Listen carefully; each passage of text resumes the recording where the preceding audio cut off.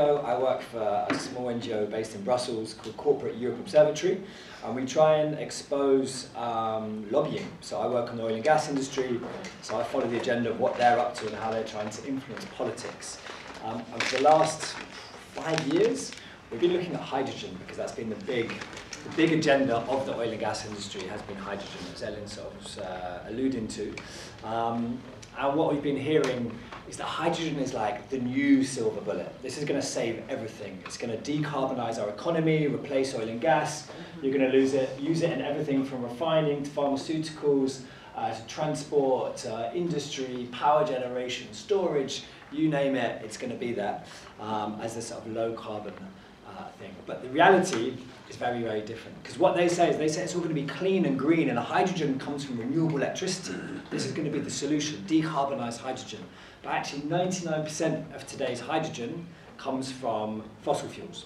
So the reality is it's about 0.04% that comes from renewable electricity. Does anyone know how, if I say green hydrogen, what do people think? Where is it? Does anyone know how it's made? Electrolysis. So electrolysis, basically you get a water molecule. Yeah. Water's got H2O, and so there's some H in there, there's some O in there, and then you split it using electricity. And if that electricity is green, supposedly you come with green hydrogen, and that's the sort of idea behind it. But 99% actually comes from fossil fuels. Today, that's how it's made. And it's a huge, as Ellen said, it's a huge source of greenhouse gases. So the emissions from hydrogen in 2022 was 900 million tonnes. I don't really like these figures because they don't mean anything. So to put it in context, there are more emissions from hydrogen in 2022 than the entire aviation industry. So it's a huge emitter. So just imagine, first of all, you want to try and green that, and then they're saying it should be used everywhere. But does anyone know where hydrogen is used today? Anyone have any idea what hydrogen is used for? Who are the industries behind hydrogen today? So we're hearing all this hype. Some of it might be a giveaway because of who's pushing it. Oil refining. So one of the main uses of hydrogen today is oil refining. It's used to take crude oil and clean it up to make petrol, diesel, these sorts of things. So what we're seeing now is green petrol, not quite zero carbon, but green petrol. It's really big in chemicals, and it's really big in fertilizers. So you can see in terms of who the big lobby groups are, we've got our typical Shell, BP, this lot, ExxonMobil's involved, but also those who are building the green hydrogen. We've got the users, this fertilizer company, Yara, Dow Chemicals, BASF, big chemicals companies. They're all big users of hydrogen today, and they get it from fossil fuels. So they're really behind the push for hydrogen because, yeah, this allows them, especially those on the left who are producing hydrogen, because I think, yeah, the vast majority of hydrogen today comes from gas, just from methane. So all these companies that are pumping gas, drilling for new gas, they think if we get the whole economy on hydrogen, well then gas will surely supply it. 99% comes from fossil fuels, the vast majority from gas. This means they're going to get to stay in business. But the idea today is that hydrogen can be clean. So we've got green hydrogen, but they also claim that if we have hydrogen from fossil gas, it can be clean. Does anyone know how it can be clean? How do you make dirty hydrogen clean if it still comes from gas? CCS? CCS, exactly. CCS, they claim they can capture the emissions. But does anyone know what happened to the majority of CCS today? What happened to the carbon that's captured? So They burn it. They burn it? No. Pump down oil mines to get the residual oil from the mines. Exactly. So And the wells. 3/4 of the CO2 captured is then pumped into oil fields to increase the pressure to get hard to reach oil.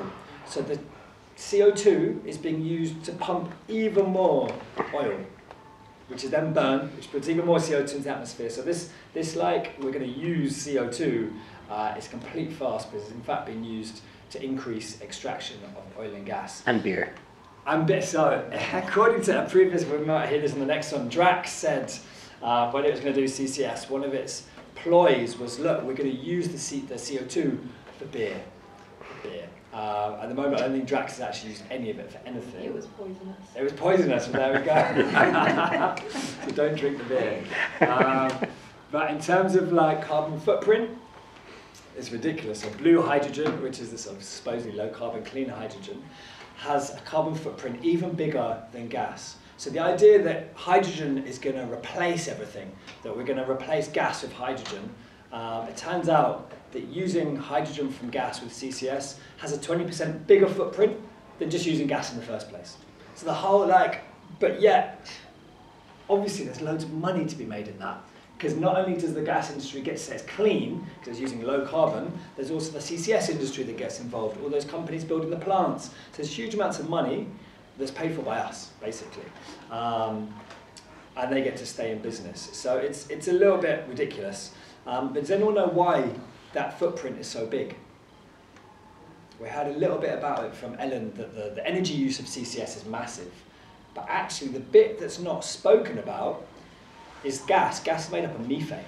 And when you drill for and transport methane, be it through pipelines or LNG terminals, LNG ships, huge amounts escape into the atmosphere. And actually methane as a greenhouse gas is more than 100 times worse for global warming than CO2 over a 10-year period. So this is the key bit. Over a 10-year period, it lives in the atmosphere for about 12 years. And over 10 years, it's 100 times worse than CO2. Which makes it probably worse than burning coal. It's up there with sort of burning coal if the leakage is high. So if you're using CCS, which is using gas, blue hydrogen using CCS to get gas along, there's a lot of a lot of methane which goes into the atmosphere from leakage, and you use a lot of gas to power the CCS, which means even more leakage. Anyway, it's a very, very bad idea. It's not particularly good for the climate. But despite this, the UK is going big. This is Claire Coutinho. The UK is going big on hydrogen. It has its hydrogen strategy and then released, I think it was this in 2022, the Hydrogen Net Zero Investment Roadmap. According to Claire Coutinho, we are now entering a period of unprecedented growth for the UK hydrogen economy. They're going to build 10 gigawatts of hydrogen capacity by 2030. This is a target that they doubled in 2022 from 5 gigawatts. And the scary thing for me here is 35% of UK's energy consumption, not just electricity, total energy consumption, could come from hydrogen. So 1/3 of the UK's energy could come from hydrogen. And this doesn't really distinguish between renewable hydrogen and hydrogen from fossil gas. So the split that they say at the moment is about 60% green and 40% what they call blue, the sort of hydrogen, fossil gas hydrogen with CCS. However, this time last year, 84% of UK's projects were fossil hydrogen, blue hydrogen, in the pipeline. So not really the 60-40 split. This includes a project here, which is H2 Teesside involving BP. This is one of the big projects. It's pretty filthy, where they're going to be making blue hydrogen, supposedly, with huge amounts of public money. And that's why Kevin Anderson, the climate justice scientist at the Tyndall Centre, called it another oil industry swindle. I definitely recommend reading this article. I'm sure a lot of the facts would also be in Ellen's presentation, but it debunks the whole blue hydrogen swindle in the UK, showing how it's basically a huge grab for public subsidies, whilst being a climate disaster. Partly because the UK gas system is full of leaks, our pipes are full of leaks.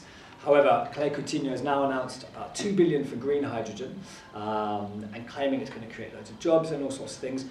I'd really like to talk about the jobs element afterwards, if we could have a chat about it, because it is pure job washing of this. They're claiming thousands and thousands of jobs that are just not going to materialise. But I wanted just to go back to this. 35% of the UK's energy can come from hydrogen. How is that possible? That's 500 terawatt hours. So basically, to put that into context, that's 3 times all the renewable electricity generated in 2023. 3 times all of that has to go to hydrogen. So forget the rest of the economy. 3 times what we have today has to be built again just to go for hydrogen. If it was from solar, it would be 2% of Great Britain will be covered in solar panels just for hydrogen, forgetting the rest of the economy. And it's clear, according to the Science and Technology Committee in Parliament, there is simply not enough electricity. They did a report into it, and they said the rapid expansion of renewable energy provides important possibilities for the mass production of green hydrogen in the future, but currently we heard that there is unmet need for renewable sourced electricity to contribute directly to our power supplies as demand for electricity rises in both domestic and industrial settings. What this means, because it's a bit blah blah, is that we haven't got enough electricity to decarbonise our electricity system today. There's such a need for clean electricity that using it for hydrogen is madness. And it's the same in Europe. So I work at the European level. The amount of Europe's aiming for 500 terawatts by 2030 across the EU, and that is almost as much as all the renewable electricity it has installed today. So imagine we take all of that out just to produce hydrogen. It just doesn't make sense. So what will happen? We haven't got enough domestic production. So what's going to happen? Well, two things. A, we'll keep getting it from gas. This is what the gas industry wants. We haven't got enough renewable electricity. Let's just get it from gas. We'll just keep doing that. And that's why the gas industry is betting on hydrogen. It's going to keep them in business. But B, the other option, which is happening a lot, is we import it. So we're seeing this from Germany, from France, from the Netherlands. They've got big plans to import green hydrogen. The UK currently is waiting to see what happens. But there's a question of where do we import it from? We had a look at the countries that we're looking to import it from. It's countries that have very low levels of renewable electricity. The Middle East, North Africa, South Africa.